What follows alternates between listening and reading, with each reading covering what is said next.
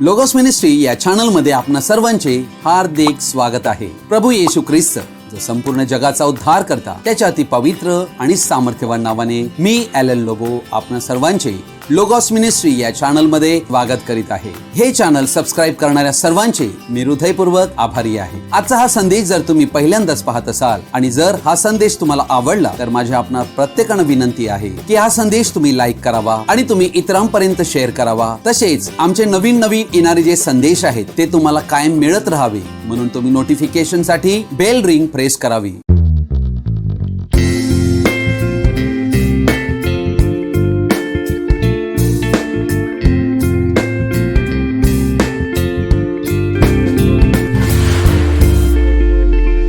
तुम्ही आणि आम्ही प्रत्येक व्यक्ती देवाकडून लावलेले एक झाड आहोत आणि जसं झाड आम्ही पाहतो एक लावलेले असते आणि एक आपोआप रुजलेले असते, दोघांमध्ये फरक असतो। संत पौल याविषयी काय म्हणतो आम्ही पाहूया। करंथीकरास पहिले पत्र याचा 3रा अध्याय याचं 6वं वचन, मी लाविले अपोलोसाने पाणी घातले पण देव वाढवीत गेला। कारण झाड कोणाच्या मालकीचं आहे? देवाच्या। तुम्ही आणि आम्ही प्रत्येक ख्रिस्ती व्यक्ती हे एक रोप आहोत जे देवाकडून लावले जाते, ध्यानात घ्या।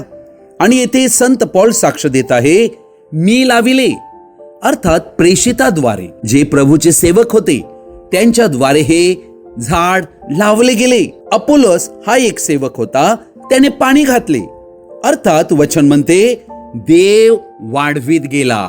म्हणजे आमची जी वाढ आहे ही देवावर अवलंबून आहे। म्हणून 7वं वचन म्हणते, म्हणून लावणारा काही नाही आणि पाणी घालणाराही काही नाही, तर वाढविणारा देव हाच काय तो आहे। म्हणजे संपूर्ण श्रेय वाढविणाऱ्याला मिळायला हवं, अर्थात पाणी घालणारा आणि लावणारा हे सेवक आहेत, लक्षात घ्या। 8वं वचन म्हणते, लावणारा व पाणी घालणारा हे एकच आहेत, तरी प्रत्येकाला आपापल्या श्रमाप्रमाणे आपापली मजुरी मिळेल। म्हणजे लावणाऱ्याला आणि पाणी घालणाऱ्याला देव मजुरी देणार आहे त्यांच्या श्रमाप्रमाणे। लावणारा आणि पाणी घालणारा देवाच्या दृष्टिकोनातून एकच आहेत, ते कोणीही असोत, त्यांची नावे काहीही असोत। वचन 9 म्हणते, कारण आम्ही देवाचे सहकारी आहोत, तुम्ही देवाचे शेत, अर्थात आम्ही देवाचे शेत आहोत, त्या देवाच्या शेतात आम्हाला झाड म्हणून लावण्यात येते, लक्षात घ्या। मत्तीकृत शुभवर्तमान याच्या 15व्या अध्यायातल्या 13व्या वचनात त्याने उत्तर दिले, माझ्या स्वर्गातील पित्याने लाविले नाही असे प्रत्येक रोप उपटले जाईल। प्रियजनो, येशूचे शब्द हे दैवी शब्द आहेत। या शब्दांच्या मागे फार गहन अर्थ आणि रहस्य आहे। अर्थात स्वर्गीय पिता हा शेतकरी आहे अशी ओळख येशूने योहान 15च्या 1ल्या अध्यायात दिलेली आहे। स्वर्गीय पिता हा शेतकरी असल्या कारणाने तो लावण्याचे काम करीतो।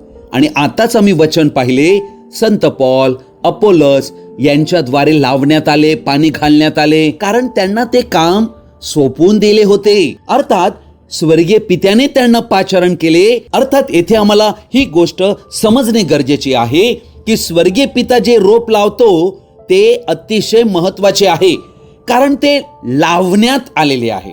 तुम्ही आणि आम्ही जेव्हा एखाद्या ठिकाणी जातो आणि आम्हाला एखाद्या विशिष्ट प्रकारच्या जातीचं झाड आवडलेलं आहे ते आम्ही घेऊन येतो, तेव्हा आमच्या बागेमध्ये आमच्या शेतामध्ये ज्या वेळेला आम्ही ते लावतो त्यावेळेला ते झाड जे आम्ही लावत आहोत ते फार महत्वाचं असते।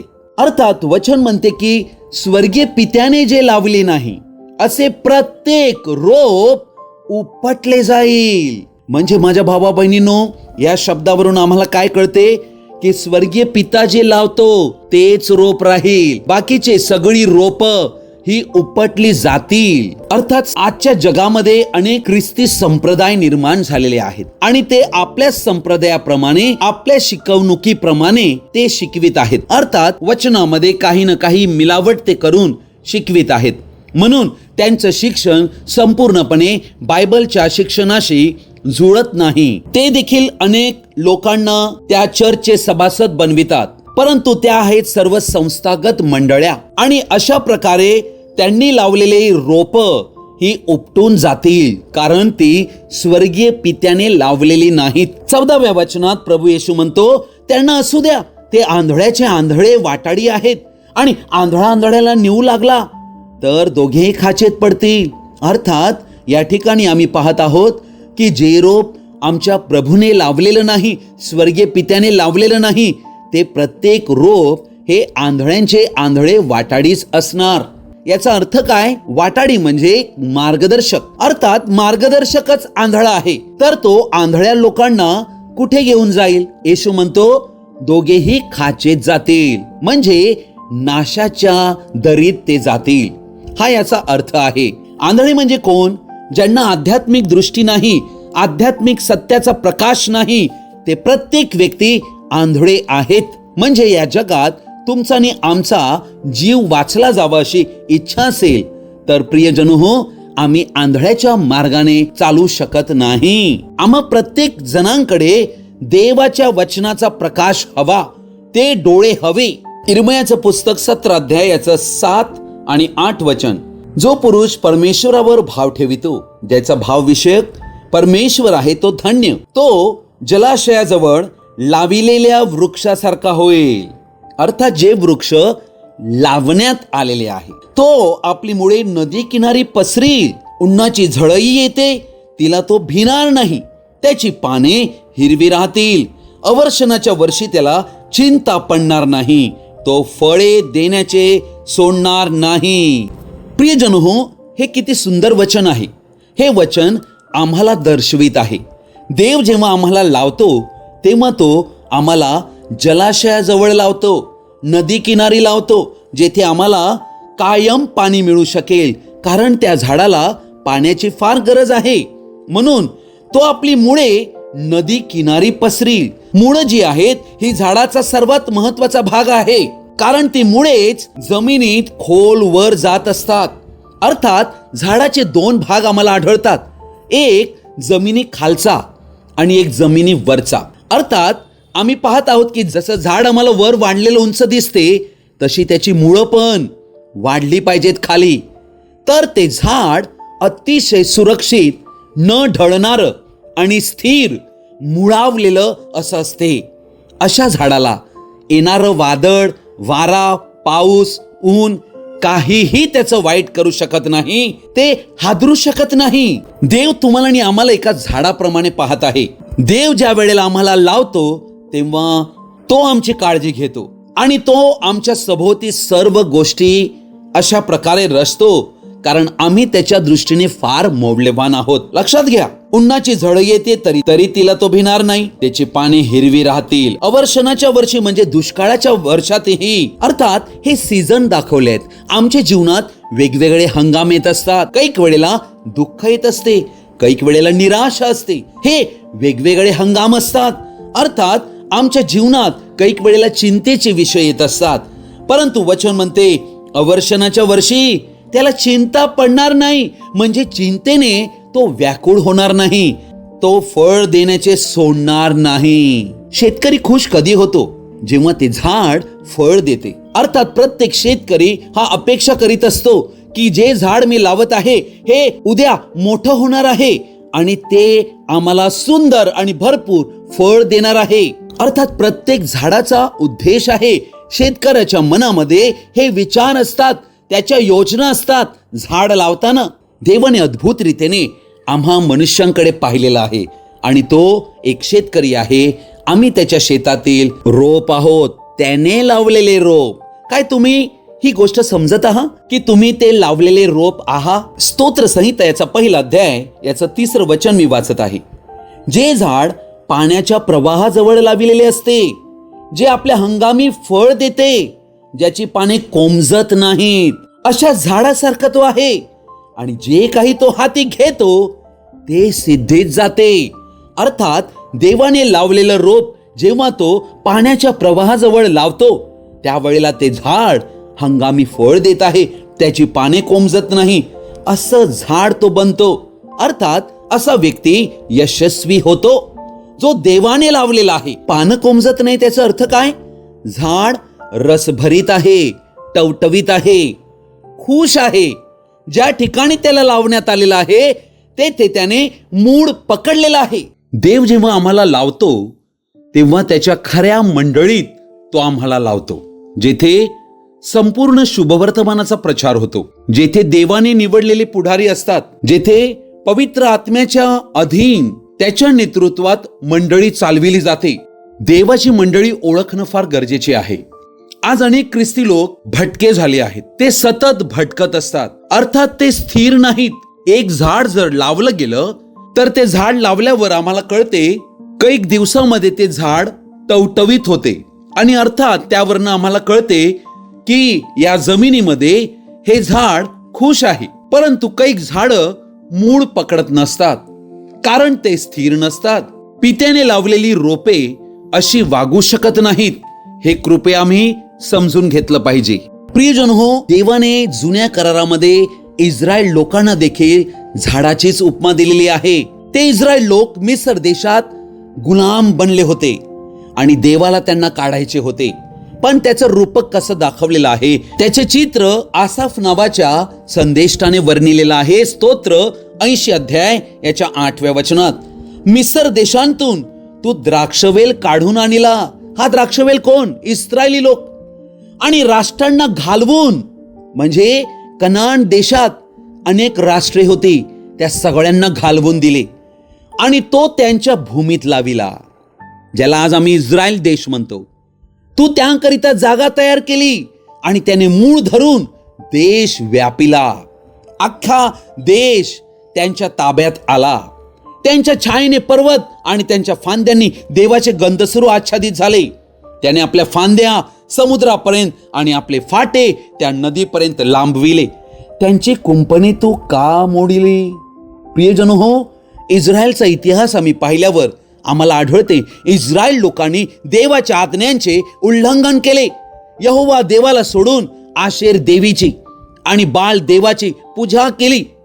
देवाच्या आज्ञांचा भंग केला, ते मानले नाही. त्यावेळेला देवाने कुंपण तोडले. लक्षात घ्या, कुंपण हे झाडासाठी सुरक्षितता दर्शविते. कुंपणाद्वारे कळते हे झाड खास आहे. खास झाडासाठीच कुंपण करण्यात येत असते. पण काय झालं लक्षात घ्या, तो आमची फार काळजी करतो. ज्या वेळेला देवाने कुंपण मोडले, त्यावेळेला वाटेने येणारे जाणारे सगळे त्याची द्राक्षे तोडितात. रानडुक्कर त्याची नासधूस करीतो. जीवजंतू त्यावर आपला निर्वाह करीतात. हे रानडुक्कर, हे जीवजंतू, हे कोण आहेत? हे दुरात्मे आहेत. प्रियजन हो, या दुरात्म्यांनी अशाच प्रकारे इस्रायली लोकांना त्रास दिला होता. नबुकदनेसर बाबेलाचा राजा, त्यांच्या तावडीत पाडावपणात ते गेले. लक्षात घ्या, 14वं वचन म्हणते, हे सेनाधीश देवा, तू मागे फिर, असे आम्ही तुला विनवितो. स्वर्गांतून दृष्टी लावून पहा आणि या द्राक्ष वेलाचे संगोपन कर. जी द्राक्षवेल देवाने लावली होती, त्या द्राक्षवेलीसाठी प्रार्थना केली जात आहे की या द्राक्षवेलीचे संगोपन कर. जे रोप तू आपल्या उजव्या हाताने लाविले, बघा, स्वर्गीय पिता हे रोप लावणार आहे. त्यानेच हे रोप लावले. जी शाखा तू त्यासाठी मजबूत केली, तिचे संगोपन कर. ती अग्नीने जळाली आहे, ती तोडलेली आहे. हे चित्र यरुशलेमेचं चित्र आहे, जी अग्नीने जाळली गेली. मंदिर तोडण्यात आले. प्रियजन हो, आज तुम्ही आणि आम्ही नवीन कराराचे ख्रिस्ती व्यक्ती, येशू ख्रिस्त जो द्राक्षवेल, त्याचे आम्ही फाटे आहोत. पहा वचन काय म्हणत आहे. योहान शुभवर्तमान 15 अध्याय 1 पासून मी वाचत आहे. मीच खरा द्राक्षवेल आहे, प्रभू येशू हे म्हणत आहे, आणि माझा बाप माळी आहे. अर्थात येशू द्राक्षवेल आहे. मग आम्ही कुठे आहोत? 5वं वचन म्हणते, मीच वेल आहे. कोणती वेल? द्राक्षवेल. तुम्ही फाटे आहात. आम्ही येशूचे भाग आहोत. आम्ही येशूचे भाग कधी बनलो? जेव्हा आम्ही ख्रिस्त येशूला आमचा उद्धारकर्ता म्हणून स्वीकारले, त्याच्यावर विश्वास केला आणि त्याला प्रभू म्हणून आमच्या जीवनात घेतले. त्यावेळेला पश्चाताप केल्यामुळे पापमोचन दिले स्वरक्ताने. आम्ही त्याच्या नावाने बाप्तिस्मा पावलो. त्यावेळेला आम्ही येशूचे भागीदार झालो. आम्ही या द्राक्षवेलीचे फाटे बनलो. जो माझ्यामध्ये राहतो आणि मी ज्याच्यामध्ये राहतो, तो पुष्कळ फळ देतो. कारण माझ्यापासून वेगळे असल्यास तुम्हाला काही करता येत नाही. प्रियजन हो, येशू शिवाय आम्हाला काहीच करता येत नाही. आम्हाला त्या फाट्यामध्ये बनून राहणे गरजेचे आहे. अर्थात येशूमध्ये बनून राहणे आहे, त्याच्या वचनात बनून राहणे आहे, तरच आम्ही फळ देऊ शकतो. रोमकरस पत्राच्या 11 अध्यायामध्ये आम्हाला एक चित्र जैतून झाडाचं दिसते. हे जैतून झाड इस्रायलला दर्शवित होतं, परंतु त्याचे फाटे अविश्वासामुळे छाटण्यात आले आणि आम्ही जे परराष्ट्रीय लोक आहोत आम्हाला या उत्तम जैतुनामध्ये कलम रूपे लावण्यात आले, अर्थात आम्हाला जंगली जैतून म्हटले गेलेलं आहे. परंतु वचन काय म्हणते, 18वं वचन, तर त्या फांद्याहून मी मोठा आहे अशी बढाई मारू नको. अर्थात फांद्यामध्ये फरक आहे. काही मोठ्या फांद्या असतात, काही छोट्या असतात आणि काही वेळेला मनुष्यांना बढाई येते. कोणत्या तरी गोष्टीमुळे त्यांना बढाई माराविषयी वाटते, गर्व येतो, अहंकार येतो. बढाई मारू नको. मारशील तर हे लक्षात ठेव की तू मुळाला आधार दिला नाही, तर मुळाने तुला आधार दिला आहे. आम्हा या वृक्षाला, या रोपाला हे कळणं फार गरजेचे आहे की आम्हाला आधार मुळाने दिला आहे. मूळच सगळं काही आम्हाला देते. आमचं मूळ काय आहे प्रियजनो हो? आमचं मूळ स्वयं प्रभू येशू ख्रिस्त आहे, ज्याच्यातून सगळं आम्ही आलेलो आहोत. 16वं वचन म्हणते, मूळ जर पवित्र तर फांद्याही पवित्र ठरतील. प्रियजन हो, येशू मध्ये आम्हाला जेव्हा स्वीकारण्यात आलेला आहे तेव्हा आम्ही त्याचे फांद्या बनलेलो आहोत आणि येशू स्वतः मूळ पवित्र असल्या कारणाने आम्हालाही पवित्र ठरविण्यात आलेला आहे. मूळ आम्हाला सर्व पौष्टिकता आम्हाला पुरवित असतो. बघा 17वं वचन काय म्हणते, आता जर काही फांद्या तोडून टाकण्यात आल्या आणि तू रानटी जैतून असता, आम्हाला सांगितलेलं आहे परराष्ट्रीय लोकांना, आम्ही रानटी जैतून, त्यांच्या जागी म्हणजे इस्रायल लोकांच्या जागी जेथे त्यांचे फाटे छाटले गेले, फांद्या छाटल्या गेल्या, तेथे आम्हाला कलम रूपे लावले गेले आणि जैतूनाच्या पौष्टिक मुळाचा भागीदार झालास. आज आम्हाला या मुळांतून सर्व पौष्टिक गोष्टी मिळत आहेत. स्तोत्र संहिता 92 अध्यायात आम्ही 12 वचनापासून काय पाहतो, नीतिमान खजुरीसारखा समृद्ध होईल. अर्थात एका खजुरीच्या झाडाची उपमा दिलेली आहे. खजुरीचं झाड अशा ठिकाणी असते जणू काही एका वाळवंटात, जेथे काहीच नाही, तरी परंतु त्या खजुरीला सुंदर खजूर येतात. नीतिमान देखील खजुरीसारखा समृद्ध होईल. देवाचं वचन असं म्हणत आहे, तो लबोननावरील गंधसरूसारखा वाढेल. जे परमेश्वराच्या घरात रोवलेले आहेत ते आपल्या देवाच्या अंगणात समृद्ध होतील. वृद्धपणातही ते फळ देत राहतील, ते रसभरीत व टवटवीत असतील. किती सुंदर वचन आहे. देव ज्या वेळेला आम्हाला लावतो, देव त्याच्या घरात आम्हाला रोवलेले करतो, तेव्हा हे आमचं सौभाग्य असते.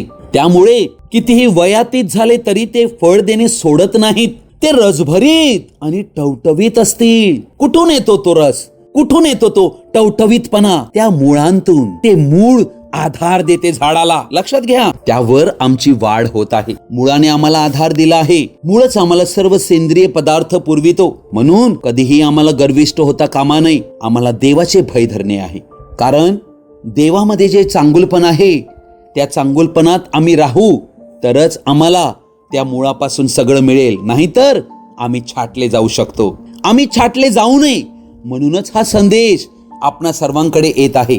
हा देवाचा संदेश आहे आमच्यासाठी, ह्यासाठी की आमचं जीवन बदलावे. प्रियजन हो, हा विषय मी या ठिकाणी समाप्त करून आम्ही पुढचा जो विषय पाहणार आहोत, आमची आध्यात्मिक वाढ. प्रियजनो, देव आम्हाला लावतो त्यावेळेला देव विशेष उद्देशाने आम्हाला लावतो आणि त्याची इच्छा आहे आमची आध्यात्मिक वाढ व्हावी. प्रभू येशू ख्रिस्ताची कृपा, प्रेम, दया, आनंद आणि शांती आपण सर्वांबरोबर तो येईपर्यंत कायम राहो. आमेन. आजचा हा संदेश आपण सर्वजणांनी ध्यानपूर्वक आणि शेवटपर्यंत पाहिल्याबद्दल आपण सर्वांचा मी हृदयपूर्वक आभारी आहे. हा संदेश ऐकल्यानंतर नक्की तुम्हाला काय कळले, कृपया तुम्ही कमेंट बॉक्समध्ये कळवू शकता किंवा माझ्याशी व्यक्तिगत संपर्क साधू शकता. Thank you and God bless you.